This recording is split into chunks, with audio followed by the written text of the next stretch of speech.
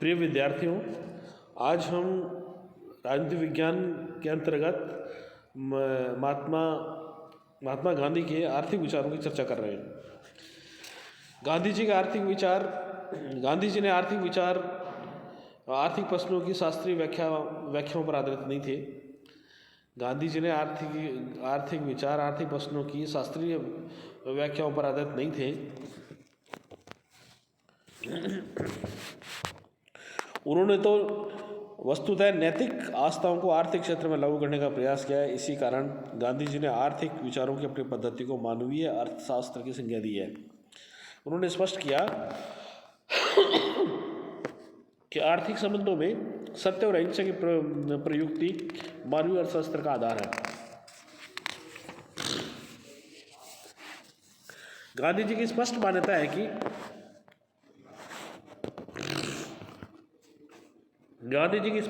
है कि अर्थशास्त्र और नैतिकता वस्तुतः एक ही अर्थ को व्यक्त करते हैं। अतः शाश्वत व उदार नैतिकता अपने आर्थिक विचारों की आधारशिला हो। उन्होंने नैतिकता विहीन आर्थिक सिद्धांतों को प्राण विहीन अर्थशास्त्र की संज्ञा दी। उनके शब्दों में, वह अर्थशास्त्र जो नैतिक और भावनात्मक पक्षों की उपेक्षा करता है, मोम की मूर्ति की तरह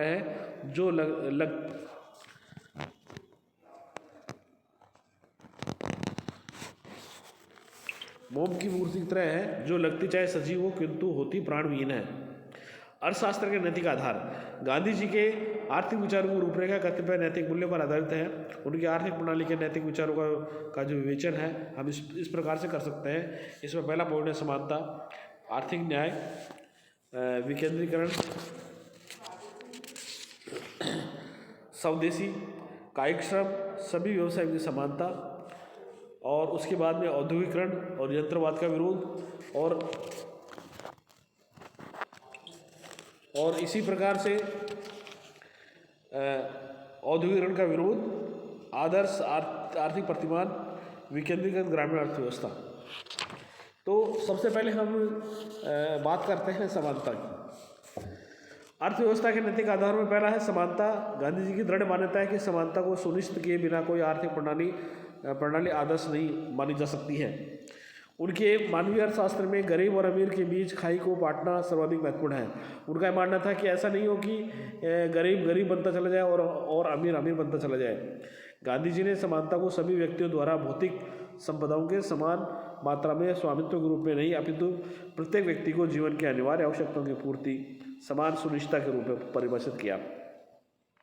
गांधी जी ने स्पष्ट किया कि भौतिक संपदा और विलासिता के साधनों के बीच मनुष्य की अंधी दौड़ ही असमानता का मूल कारण है। अतः उन्होंने असमानता की स्थापना के लिए भौतिकवादी दृष्टिकोण के परित्याग को आवश्यक माना। उन्होंने कहा कि अन्य लोगों की तुलना में अपने भौतिक कल्याण को महत्व देने की प्रवृत्ति लोगों में अनावश्यक प्रतियोगिता की भावना को जन्म देती है। उनका मत है कि जीवन के प्रति दृष्टिकोण जब स्वार्थ केंद्रीय तत्व बन जाता है, तब असमानता सामाजिक व्यवस्था का सहज तत्व बन जाता है और शोषण और दमन असमानता के साथ जुड़ जाते हैं। इस प्रकार उनके मत में स्वार्थ ही समाज में असमानता, शोषण और दमन का मूल कारण है। वे आर्थिक संबंधों में स्वार्थवर्ती का निराकरण करके एक समतामय समाज की स्थापना करना चाहते हैं। तो इस प्रकार से गांधी जी ने जो नैतिक आधार है वो समानता पर उन्होंने जोर दिया है। आर्थिक प्रणाली में समानता होनी आवश्यक है। लोगों का एक जो न्यूनतम जीवन स्तर होना चाहिए, उस जीवन स्तर को प्राप्त करने की सब में एक तरीके से प्रवृत्ति होनी चाहिए, लालसा होनी चाहिए, जिससे कि ऐसा नहीं कि अमीर बनता चला जाए और गरीब बनता चला जाए। दूसरा पॉइंट है आर्थिक न्याय। गांधी जी के अनुसार आर्थिक न्याय का अर्थ है व्यक्ति द्वारा कर्तव्यों के निर्वाह और प्रतिफल के मध्य विवेक संबद्ध संतुलन। यानी कहने का मतलब ये हुआ कि गांधी जी ये चाहते थे कि व्यक्तियों के द्वारा कर्तव्यों के निर्वाह और प्रतिमान के मध्य विवेक संबद्ध संतुलन होना चाहिए। गांधी जी के अनुसार एक न्यायनिष्ठ आर्थिक व्यवस्था में प्रत्येक व्यक्ति को अपनी आवश्यकता की पूर्ति का अधिकार होना चाहिए।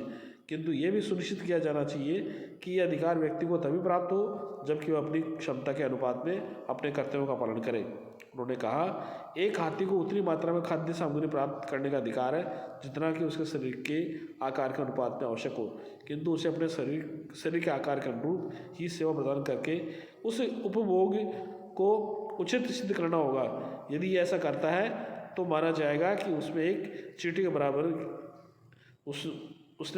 के बराबर ही भोजन किया है। कहने का मतलब ये हुआ कि जितनी आपकी आवश्यकता है उसके अनुसार ही आपको काम करना होगा। आर्थिक न्याय की उनकी धारणा में दो महत्वपूर्ण तत्व हैं। प्रत्येक व्यक्ति को उसकी अनिवार्य आवश्यकताओं की पूर्ति का आश्वासन। प्रत्येक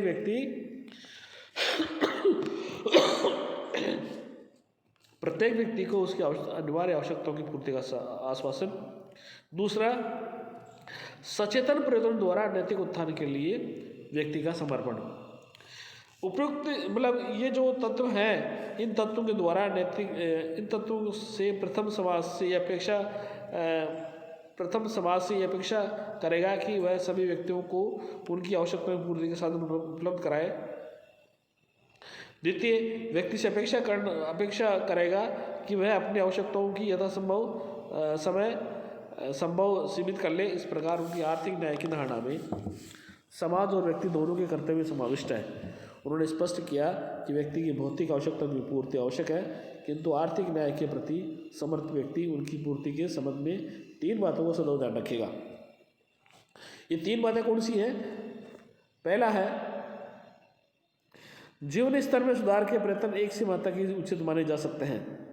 जीवन स्तर में सुधार के प्रयत्न एक सीमा तक ही उचित माने जा सकते हैं। अतः व्यक्तियों को अपरिग्रह का पालन करना चाहिए, अर्थात अपनी न्यूनतम आवश्यकताओं से अधिक की प्राप्ति के लिए प्रयत्न नहीं करना चाहिए। दूसरा, व्यक्ति को अस्तेय का पालन करना चाहिए, अर्थात व्यक्ति अपनी आवश्यकताओं से अधिक वस्तुओं का संग्रह नहीं करना चाहिए। वर्तमान आवश्यकताओं से अधिक का संग्रह करके रखना चोरी के समान है। गांधी जी ने कहा कि किसी ऐसे फल को लेना जिसकी मुझे आज आवश्यकता नहीं है अथवा आवश्यकता से अधिक मात्रा में लेना मेरे लिए चोरी है। हम सदैव अपनी वास्तविक आवश्यकताओं के प्रति जागरूक नहीं होते और हम में से अधिकांश अनुचित रूप से अपनी आवश्यकताओं का विस्तार कर लेते हैं और स्वयं को चोर बना लेते हैं। तीसरा, व्यक्ति को उन चीज़ों का स्वामित्व नहीं रखना चाहिए अथवा स्वयं के लिए उनकी प्राप्ति की इच्छा नहीं करनी चाहिए जो करोड़ों अन्य लोगों को उपलब्ध नहीं हो सकती है। गांधी जी के अनुसार इन चीज़ों के स्वामित्व की इच्छा करना जो सामान्यतः अन्य लोगों को उपलब्ध नहीं है, मानवता के विरुद्ध है। आर्थिक न्याय के उपयुक्त आधारों से स्पष्ट है कि संसाधन का समाज में न्याय सम्मत वितरण हो, व्यक्ति के द्वारा अपनी आवश्यकताओं से अधिक साधनों की समुदाय के इनमें स्वेच्छापूर्वक त्याग देने की तत्परता। उनके सामाजिक अर्थशास्त्र को 2 अनिवार्य आधार हैं। इन 2 सिद्धांतों के कारण उनके आर्थिक न्याय की धारणा सर्वोदय में रूपांतरित हो जाती है, क्योंकि इनमें सबका कल्याण एक साथ सुनिश्चित करने पर बल दिया गया है। तीसरा पॉइंट है विकेंद्रीकरण। गांधी जी केंद्रीकरण के विरोध में थे और विकेंद्रीकरण का समर्थन करते थे। गांधी जी विकेंद्रीकरण को हिंसा का प्रतीक मानते थे। उनका मत है कि आर्थिक क्षेत्र में केंद्रीकरण ही शोषण और समानता का मुख्य कारण है। उन्होंने कहा कि आर्थिक शक्ति के कुछ तत्वों में केंद्रित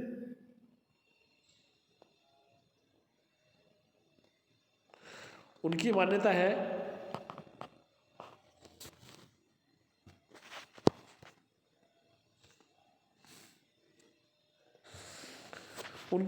है कि आर्थिक शक्ति कुछ हाथों में केंद्रित हो जाने के कारण पूंजीपति वर्ग समाज में उपलब्ध योग्यताओं और संसाधनों का शोषण करने की क्षमता प्राप्त कर लेता है। उनके अनुसार समाज में कुछ संपन्न लोगों और अन्य लोगों के मध्य खाई का मुख्य कारण केंद्रीकरण ही है। उनका मत है कि केंद्रीकरण से माध्यम से आर्थिक प्रणाली में अहिंसा की प्रविष्टि हो जाती है। उत्पादन, उपभोग और वितरण को विकेंद्रित करके आर्थिक समस्याओं का समाधान करना चाहते हैं। उनके अनुसार एक विकेंद्रीकृत आर्थिक प्रणाली में आर्थिक विषयों में निर्णय लेने की क्षमता उन निर्णयों को प्रभावित करने वाले व्यक्ति के हाथों में रहती है और उत्पादन वितरण किसी व्यक्ति विशेष या वर्ग विशेष के लिए लाभकारी होने के बजाय कम लोगों की आवश्यकता पूर्ति के माध्यम बन जाएगी। विकेंद्रीकृत आर्थिक प्रणाली में भारी पूंजी के विनियोग को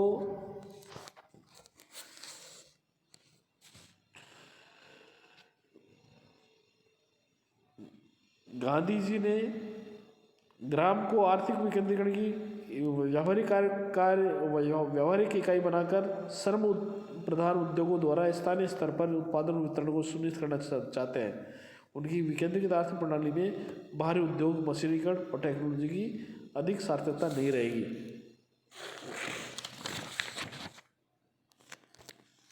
अगला है स्वदेशी। स्वदेशी की भावना विकेंद्रीकरण की अनिवार्य शर्त है। स्थानीय उत्पादन और स्थानीय उपभोग पर आधारित विकेंद्रीकृत ढांचा स्वदेशी के प्रति प्रेम की नैतिक आधारशिला पर ही खड़ा हो सकता है। स्वदेशी के विचार के नैतिक पक्ष को स्पष्ट करते हुए गांधी जी ने कहा, स्वदेशी अर्थ के विषय में धर्म को सुनिश्चित करती है।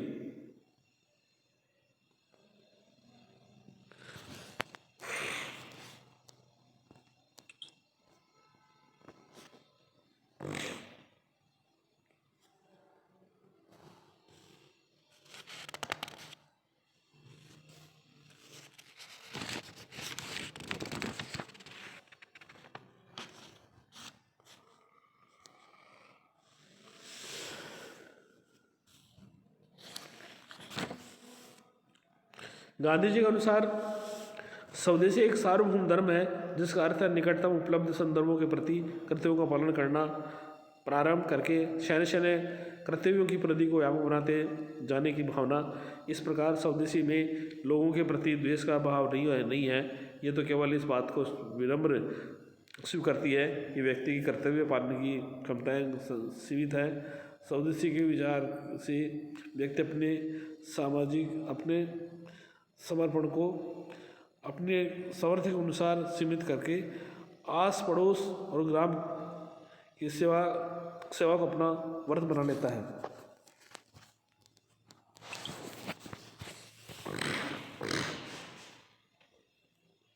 गांधी जी के अनुसार स्वदेशी एक सार्वभौम धर्म है जिसका अर्थ है निकटतम उपलब्ध संदर्भों के प्रति कर्तव्य का पालन करके शहर कर्तव्यों की परिधि को व्यापक बनाए जाने की भावना।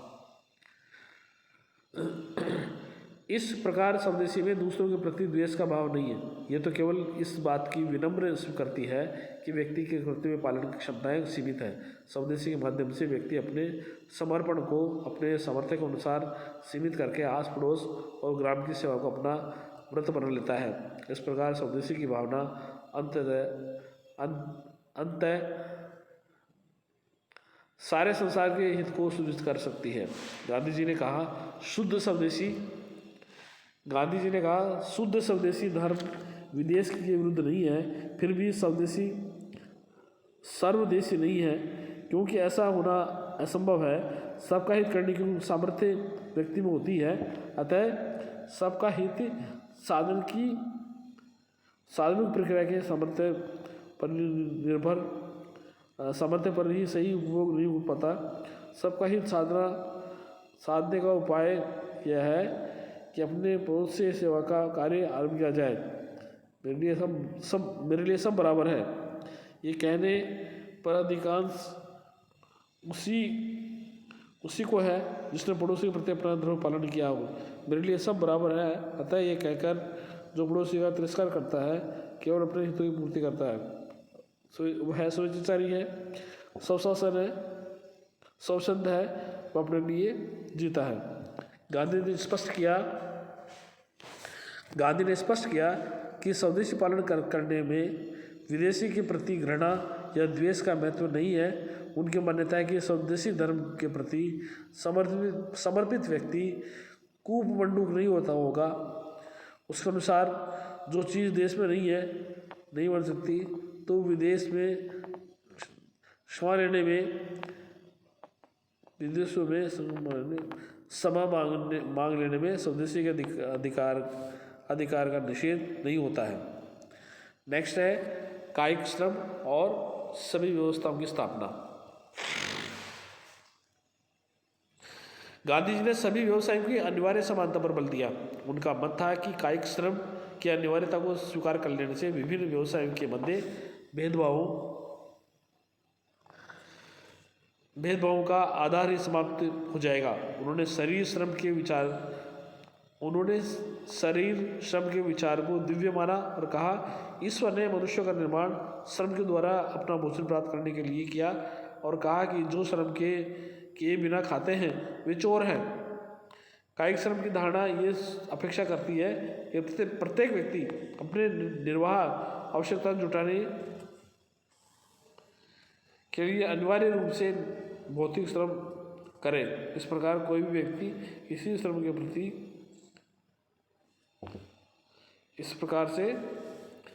कोई भी व्यक्ति किसी भी व्यवसाय में लगा हो, चाहे उस व्यवसाय के अतिरिक्त व्यवसाय शारीरिक श्रम तो निश्चित रूप से करेगा। इस प्रकार श्रम की प्रतिष्ठा व्यक्ति के मन में अंतर्व्याप्त होकर उसे ऐसी परिणाम प्रदान देगी कि वह विभिन्न व्यवसायों के बीच कोई भेदभाव नहीं कर सके।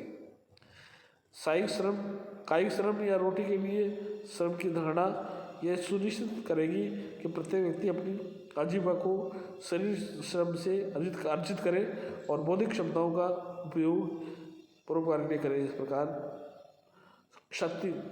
इस प्रकार शरीर श्रम पर आधारित विचार समानता और सामाजिक सद्भाव दोनों को एक साथ सुनिश्चित करेगा।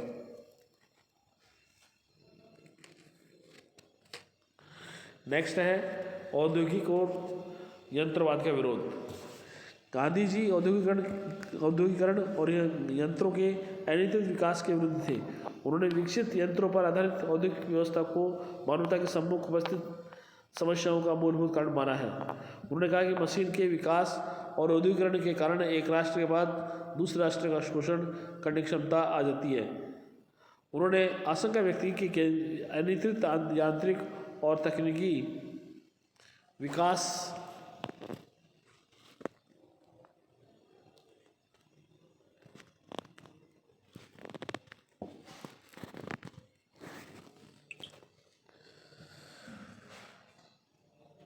मशीनों के प्रति गांधी जी की आपत्ति 3 कारणों पर आधारित थी। यह एक ऐसे साधन के रूप में अपनाई जाती है जो मनुष्य की कार्यक्षमता में वृद्धि करने अथवा उसके श्रम में सहायक होने की अपेक्षा मनुष्य का स्थान ले लेती है। इसके विकास की कोई निश्चित सीमा नहीं है, अतः इस सीमा तक ही विकसित हो सकती है कि इस पर मनुष्य कोई बस नहीं रखे। कालांतर में यह अपने नियम खुद निर्धारित करती है और मनुष्य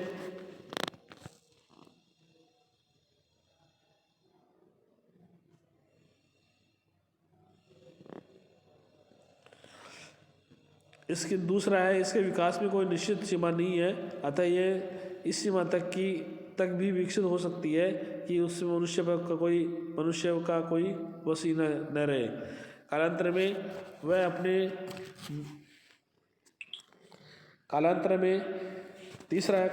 अपने नियम खुद निर्धारित करती है। मनुष्य इनकी विराटता के सम्मुख विवश हो जाता है। उदाहरणतः एक मनुष्य को उत्पादन की प्रक्रिया से हटाकर उसका स्थान ले लेती है और बेरोजगारी में जन्म देती है। मनुष्य चाहते भी इस स्थिति का सामना नहीं कर सकता है, क्योंकि ये तो गरीब का अपना नियम है कि वह मानवीय श्रम को विस्थापित करे। गांधी जी यंत्र मात्र के विरोधी नहीं थे। वे तो वस्तुतः मशीन को व्यक्ति की तुलना में अधिक महत्व दिए जाने का विरोध करते हैं। उनका मत था कि मानवीय मशीन स्वयं में अच्छी या बुरी नहीं होती है। आपत्तिजनक यह बात है कि वह व्यक्तिगतता का अपहरण कर लेती है।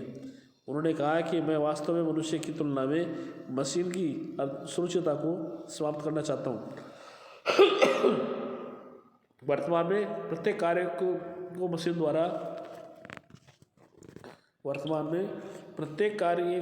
द्वारा करने की सनक इस कदर बढ़ गई है कि हम मशीन के दास बनते जा रहे हैं। गांधी जी एक सीमित अर्थ में मशीन की उपयोगिता को स्वीकार करते हैं। उन्होंने स्पष्ट किया कि वे भारी और जटिल मशीनों के विरुद्ध थे। एक बार जब उनसे प्रश्न किया गया कि वह अपने सभी मशीनों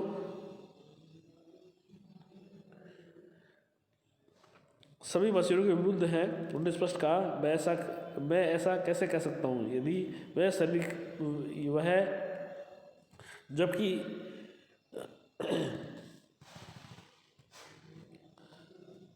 जब उनसे प्रश्न किया गया कि क्या वे सभी मशीनों के विरुद्ध हैं, उन्होंने स्पष्ट शब्दों में कहा, मैं ऐसा कैसे कह सकता हूँ जबकि यह शरीर भी एक अत्यंत सूक्ष्म यंत्र है, चरखा भी एक यंत्र है, छोटी दंत कुंडली भी एक यंत्र है। मेरा विरोध मशीन श्रम बचाने के पीछे इस तरह पड़ा रहा तो हजारों लोग बेरोजगार हो जाएंगे और सड़कों पर पड़े भूखों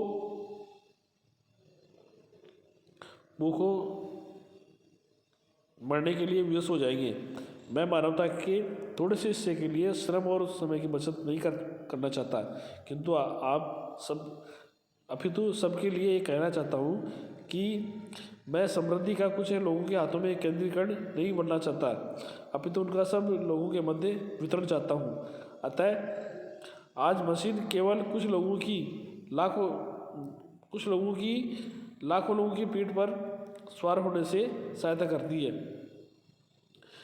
इसकी प्रेरणा शक्ति लोगों की श्रम की बचत करने की उदार भावना नहीं, अपितु लालच है।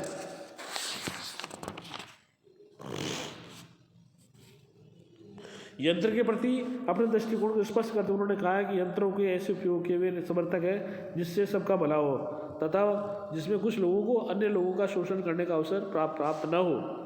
उन्होंने कहा, मैं गृह उद्योगों के काम में आने वाली मशीनों के सुधार का स्वागत करता हूँ, किंतु विद्युत शक्ति से चलने वाली तकवीएं जारी करके हाथ से सूत काटने वालों को हटा देना तक मैं निर्दय मानूंगा, जब तक कि उसके साथ ही करोड़ों किसानों को उनके घरों में ही व्यवसाय देने के लिए पर्याप्त व्यवस्था न हो। उन्होंने स्पष्ट शब्दों में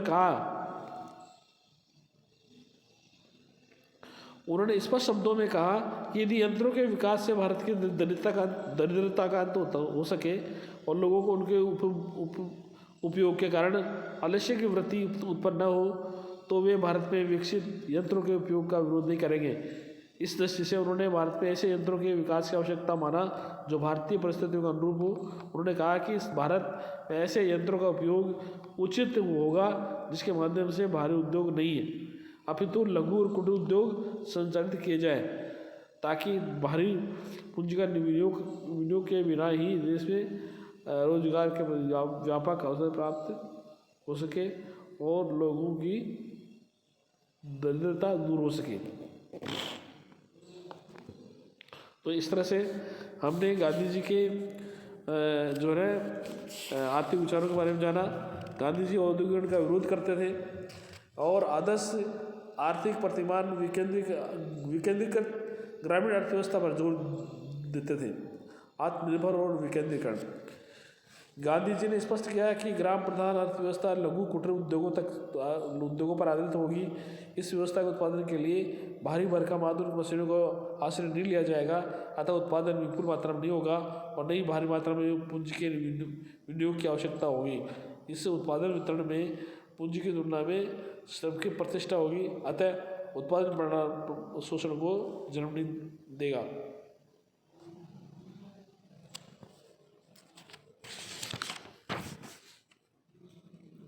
धन्यवाद।